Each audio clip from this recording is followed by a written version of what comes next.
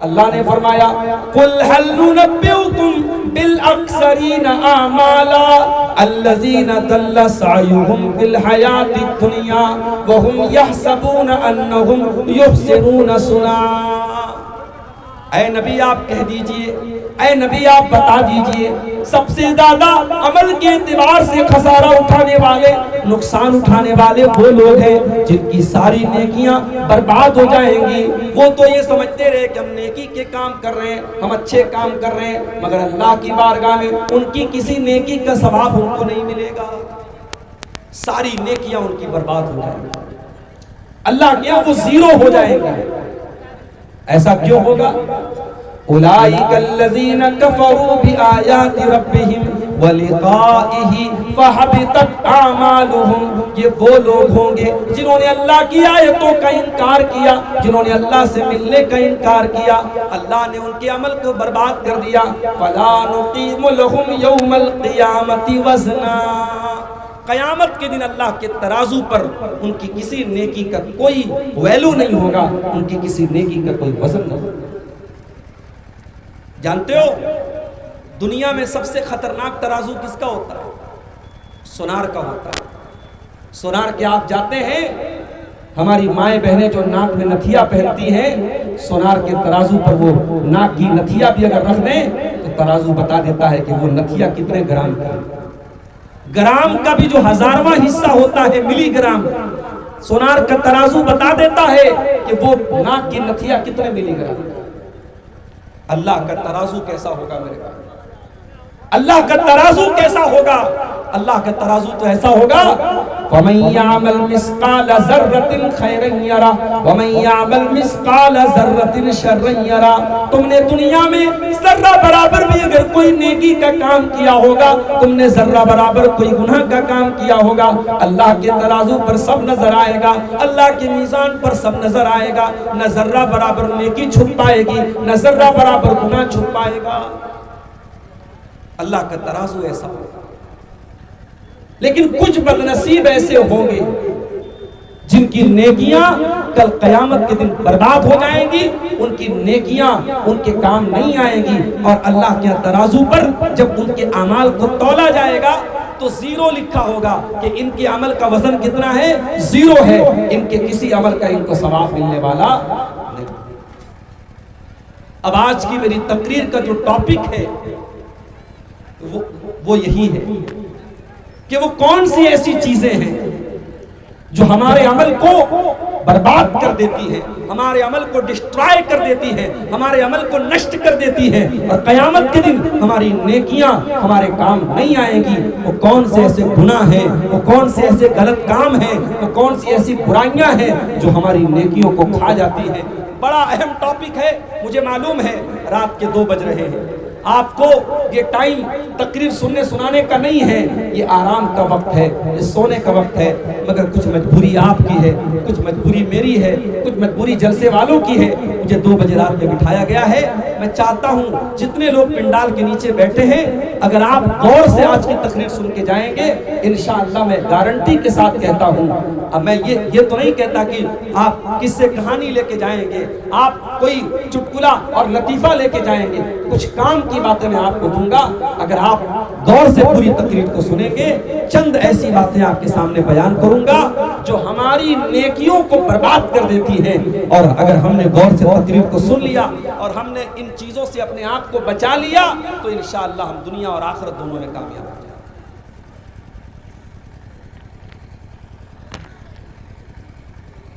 اب یہ سب نا جو کرنا ہے کر لو، بعد میں کوئی تماشا مت کرنا۔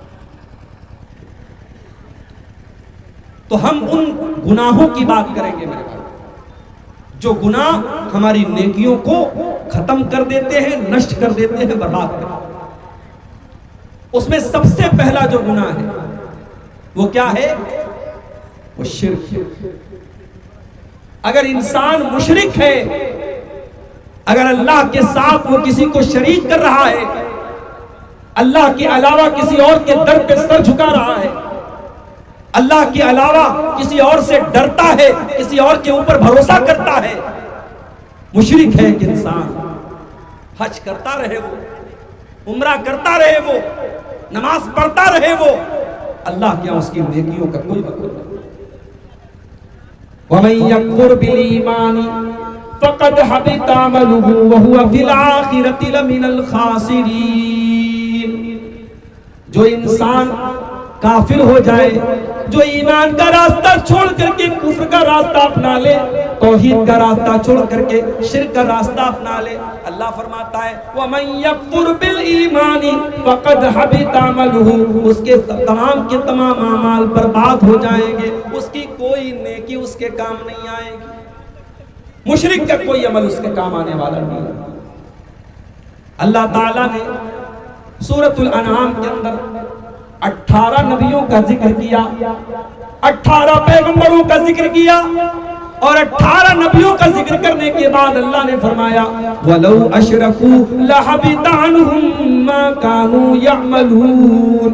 ہمارے 18 پیغمبر بھی اگر شرک کرتے، اگر یہ بھی شرک کرتے، اگر یہ اللہ کے ساتھ کسی اور کو ساجھی بناتے تو ان کی بھی نیکیاں برباد ہو جاتی۔ حالانکہ ہم جانتے ہیں اللہ کے نبیوں نے کبھی شرک نہیں کیا اور کر بھی نہیں سکتے، مگر اللہ تعالیٰ نے سمجھانے کے لیے کہ شرک کتنی خطرناک چیز ہے، اللہ نے فرمایا اگر ہمارے نبیوں نے بھی شرک کیا ہوتا تو ان کی نیکیاں برباد ہوتی۔ اور آگے بڑھیے، قرآن کا 24واں پارہ کھولیے، سورہ زمر میں اللہ فرماتا ہے وَلَقَدْ أُوحِيَ إِلَيْكَ وَإِلَى الَّذِينَ مِن قَبْلِكَ لَئِنْ أَشْرَكْتَ لَيَحْبَطَنَّ عَمَلُكَ وَلَتَكُونَنَّ مِنَ الْخَاسِرِينَ۔ اے نبی، اے میرے پیارے نبی، اے میرے پیارے حبیب، اگر آپ نے بھی شرک کر دیا، ہم یہ نہیں دیکھیں گے کہ آپ ہمارے نبی ہیں، ہمارے آخری نبی ہیں، ہمارے محبوب نبی ہیں، ہمارے پیارے نبی ہیں۔ اے نبی، اگر آپ نے بھی شرک کر دیا، آپ کی ساری نیکیاں برباد ہو جائیں گی اور آپ بھی اللہ تعالیٰ کے خسارہ اٹھانے والے، نقصان اٹھانے والوں میں سے ہو جائیں گے۔ اتنا خطرناک گناہ ہے شرک، اور آج کا مسلمان اس کو اپنے ناک کا میل سمجھتا ہے۔ کتنے مسلمان ہیں بڑے آرام سے، بڑے دھڑلے سے شرک کرتے ہیں۔ اللہ کا شکر ہے آپ کا علاقہ بہت حد تک سیف ہے شرک سے۔ آپ ہمارے یوپی میں چلے جائیں، ہر گلی میں، ہر نگر میں آپ کو کوئی نہ کوئی شرک کا اڈا مل جائے۔ بہار کے اندر ایک علاقہ ہے سہسرام، چلے جائیے، گیا کے روٹ پر آپ کو مل جائے گا۔ سہسرام کے اندر بھی آپ کو، بہار کا شہر ہے مگر آپ کو ہر محلے میں 2-4 مزارات اور قبریں مل جائیں گی جہاں چادر چڑھائی جا رہی ہے اور لوگ وہاں جا کر کے سجدہ کریں گے۔ کبھی آپ اگر یہاں سے دلی جائیں گے، کٹیہار سے اگر آپ دلی کا سفر کریں گے اور آپ کی ٹرین اگر فیض آباد اور ایودھیا والے روٹ سے جا رہی ہوگی، راستے میں ایک اسٹیشن پڑتا ہے اکبر پور، آپ کو کچھ ایسے مسافر ملیں گے جو اکبر پور سے اتریں گے اور چڑھیں گے، ان کے ہاتھ میں پانی کے ڈرم ہوں گے، ان سے پوچھئے گا بھائی اس میں کیا بھرا ہوا ہے؟ وہ کہیں گے کچھوچا شریف کی مزار کا پانی بھرا ہوا ہے۔ مزار کو دھویا جاتا ہے، قبر کو دھویا جاتا ہے، اور وہ دھویا ہوا گندا پانی وہ پانی کے ڈرم میں بھر بھر کے لاتے ہیں اور یہ سمجھتے ہیں کہ اس سے ہمارے بیماروں کو شفا مل جائے گی اور اس سے ہمیں برکت ملے گی اور اس سے ہمیں فائدہ ملے گا۔ یہ آج کے مسلمان کا عقیدہ ہے میرا۔ کرناٹک میں میں گیا، وہاں ایک شہر ہے گلبرگہ، گلبرگہ میں بہت بڑا مزار ہے، جیسے اجمیر میں مزار ہے ان کا خواجہ معین الدین چشتی اجمیری کا جن کو غریب نواز کہا جاتا ہے، تو گلبرگہ میں ایک بہت بڑا مزار ہے خواجہ بندہ نواز کا، ان کو بندہ نواز کہا جاتا ہے۔ میرا پروگرام تھا گلبرگہ میں، لوگوں نے کہا مولانا آئیے آپ کو ذرا بندہ نواز کی درگاہ کی سیر کرا دیتے، میں نے کہا چلو بھائی ہم بھی دیکھ لیتے۔ گئے درگاہ کے اندر، قبر کے اندر۔ اچھا میں کسی شہر میں جاتا ہوں تو جان بوجھ کر کے ایسی جگہوں پر جا کر کے دیکھتا ہوں، خوشی کے مارے نہیں، اللہ کی قسم مجھے خوشی نہیں ہوتی، میں یہ سوچ کر کے جاتا ہوں اور یہ میں محسوس کر کے جاتا ہوں کہ میں جہاں جا رہا ہوں وہاں جا کر کے مجھے تکلیف ہوگی، میرے دل کو تکلیف ہوگی، پھر بھی میں دیکھنا چاہتا ہوں کہ انسان، ایک مسلمان کس حد تک آج گر چکا ہے۔ ابھی بریلی میں گیا تھا تو بریلی میں بھی احمد رضا خان جن کو اعلیٰ حضرت کہا جاتا ہے ان کی قبر پر بھی میں گیا، اور پوری ایک گلی ہے جو شرک سے بھری ہوئی ہے، اور دکانوں پر ہر چیز پر جو ہے رضا رضا لکھا ہوا ہے، اور وہاں اللہ کا نام کم لیا جاتا ہے اور رضا کا نام زیادہ لیا جاتا ہے۔ بریلی کے اندر ابھی 2 مہینہ پہلے میرا پروگرام تھا، 1 مہینہ پہلے، وہاں میں نے یہ منظر دیکھا۔ اور 2-3 سال پہلے جب میں کرناٹک میں گیا گلبرگہ میں اور بندہ نواز کی درگاہ کے اندر میں گیا تو وہاں میں نے دیکھا ایک چھوٹی سی قبر ہے۔ میں نے پوچھا بھائی یہ چھوٹی سی قبر کس چیز کی ہے؟ لوگوں نے بتایا کہ خواجہ صاحب کی بیٹی نے ایک بلی پالی تھی، یہ بلی کی قبر ہے۔ اب سوچو بلی کی قبر ہے، باقاعدہ پکی قبر ہے، مزار ہے، اس پر بھی چادر چڑھی ہوئی۔ تھوڑا اور آگے بڑھا ایک اور چھوٹی سی مزار نظر آئی۔ میں نے پوچھا بھائی یہ تو اور چھوٹی مزار ہے، کس کی مزار ہے؟ کہا مولانا صاحب خواجہ صاحب کی بیٹی نے ایک طوطا پالا تھا، طوطے کی مزار ہے یہ۔ میں نے کہا اس طوطے کی مزار کا کیا کام ہے؟ کہا اگر کسی بچے کی زبان میں لکنت ہوتی ہے، بچہ ڈھنگ سے بول نہیں پاتا ہے، بچہ توتلا ہوتا ہے، اس کی ماں یہاں پہ آتی ہے اور دیسی گھی اس قبر کے اوپر چڑھاتی ہے اور چینی چڑھاتی ہے، بچہ صحیح ہو جاتا ہے۔ انا للہ و انا الیہ راجعون۔ یہ عقیدہ ہے مسلمان کا۔ طوطے اور بلی اور کتے اور گھوڑے اور گدھے کی قبروں پر سجدہ ہو رہا ہے میرے بھائی، اور اس کے بعد ہم کہتے ہیں اے اللہ ہماری مدد کیوں نہیں ہو رہی ہے؟ فلسطین میں ہم پر ظلم کیوں ہو رہا ہے؟ ہندوستان میں ہم پر ظلم کیوں ہو رہا ہے؟ اور فلاں جگہ ہم پر ظلم کیوں ہو رہا ہے؟ میرے بھائیوں اللہ نے مدد کا وعدہ تب کیا تھا جب ہم اس ایک اللہ کی توحید پر قائم رہیں، ہم شرک کرتے رہیں، ہم اللہ کو ناراض کرتے رہیں، ہم اللہ کو چھوڑ کر کے غیر اللہ کے در پر پیشانی جھکاتے رہیں، اور ہم یہ ایکسپیکٹ کریں، یہ امید کریں، یہ آشا کریں کہ اللہ مدد نازل کرے گا۔ خبردار، اللہ کی مدد مشرکوں کو نہیں ملتی، اللہ کی مدد اہل توحید کو ملتی۔ یہ پہلا گناہ ہے جو ہماری نیکیوں کو برباد کر دیتا ہے میرے بھائی۔ اگر ہم نے شرک کر لیا ہماری ساری نیکیاں برباد ہو جائیں۔ اب یہاں پر ایک مسئلہ اور سمجھ لو، ایک آدمی مسلمان ہے، اب وہ مسلمان سے کافر ہو گیا، جیسے ابھی بہت ساری مسلمان لڑکیاں ہو رہی ہیں، کسی غیر مسلم لڑکے سے ان کو پیار ہو گیا، محبت ہو گئی، غیر مسلم لڑکے نے کہا کہ تمہیں میرے ساتھ اپنا مذہب چھوڑ کر کے میرا مذہب قبول کرنا پڑے گا۔ لڑکی کا نام عائشہ ہے، لڑکی کا نام زینب ہے، لڑکی کا نام فاطمہ ہے، لڑکی کا باپ مسلمان، لڑکی کی ماں مسلمان، لڑکی خود مسلمان، لیکن پیار کے جھانسے میں آ کر، محبت کے جھانسے میں آ کر اپنے غیر مسلم عاشق کے لیے لڑکی نے اپنا دھرم پریورتن کر لیا، اپنا مذہب تبدیل کر لیا، اسلام کو چھوڑ دیا۔ ہو رہا ہے کہ نہیں ہو رہا؟ بہت بڑی تعداد میں ہو رہا ہے، پورے بھارت میں ہو رہا ہے، آپ کے کٹیہار اور کشن گنج سے لے کر کے ممبئی جیسے شہروں تک ہو رہا ہے۔ شاید آپ کی نظر نہ ہو، سوشل میڈیا پر بہت ساری چیزیں آپ کو ملتی ہیں۔ یہ ہو رہا ہے، مسلمان لڑکیاں مرتد ہو رہی ہیں، انجام کیا ہوگا؟ قرآن کا دوسرا پارہ ہوگا، وَمَن يَرْتَدِدْ مِنْكُمْ عَنْ دِينِهِ فَيَمُتْ وَهُوَ كَافِرٌ فَأُولَئِكَ حَبِطَتْ أَعْمَالُهُمْ فِي الدُّنْيَا وَالْآخِرَةِ وَأُولَئِكَ أَصْحَابُ النَّارِ هُمْ فِيهَا خَالِدُونَ۔ جو بھی مرتد ہو جائے گا، جو اسلام کو چھوڑ کر کے کوئی اور مذہب کو قبول کر لے گا، جو اسلام کو چھوڑ کر کے کوئی اور دھرم سویکار کر لے گا اور اسی حالت میں وہ مر جائے گا، اللہ کا اعلان ہے وہ دنیا میں بھی خسارہ اٹھائے گا اور آخرت میں بھی خسارہ اٹھائے گا، وہ ہمیشہ ہمیشہ جہنم میں رہے گا۔ مرتد کا ٹھکانہ جہنم ہے۔ اسلام کو چھوڑ کر کے کوئی اور مذہب قبول کرنے والا، اسلام کے اندر آنے کے بعد کوئی اور مذہب قبول کرنے والا، اس کی کوئی نیکی اللہ تعالیٰ کیا کام نہیں دے گی، وہ برباد ہو جائے گا میرے بھائیوں۔ اور آج افسوس کی بات ہے، ہماری کتنی مسلمان بہنیں ہیں اور کتنے مسلمان ہمارے بھائی ہیں جو آج مرتد ہو رہے ہیں۔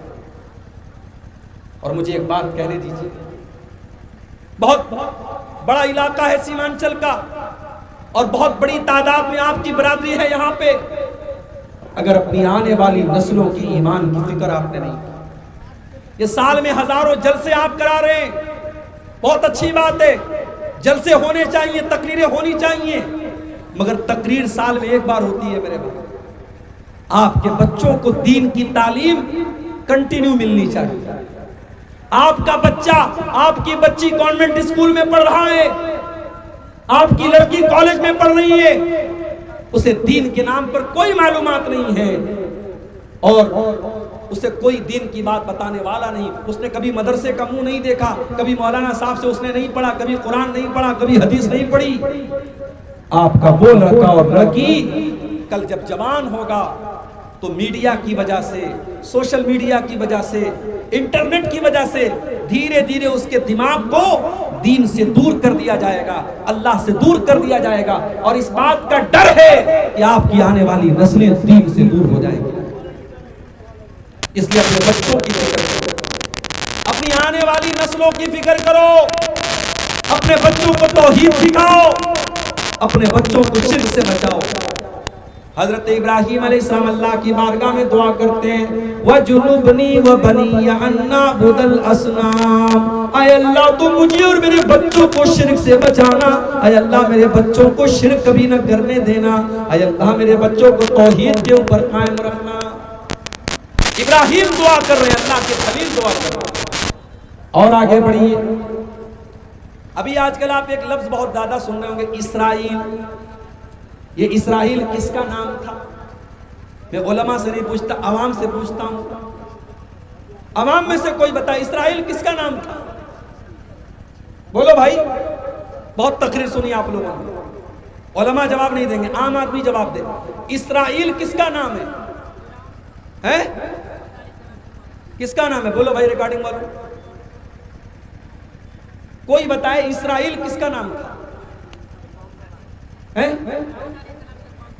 کس کا نام تھا؟ نہیں۔ اور کوئی بتائے اسرائیل کس کا نام تھا؟ کیا تقریر سنتے ہو بھائی؟ اسرائیل حضرت یعقوب علیہ السلام کا نام تھا۔ حضرت یعقوب علیہ السلام کا نام اسرائیل تھا، اور انہی کے 12 بیٹوں سے 12 قبیلے بنے تھے جن کو بنی اسرائیل کہا جاتا ہے۔ اور یہ جو یہودی ہیں یہ اسی نسل سے چلے آ رہے ہیں، اسی لیے انہوں نے اپنی جو ملک بنایا اس کا نام اپنے باپ کے نام پہ، اسرائیل کے نام پہ رکھا۔ تو اسرائیل کوئی خراب نام نہیں ہے، یہ تو نبی کا نام ہے، یہ تو نبی کا نام ہے۔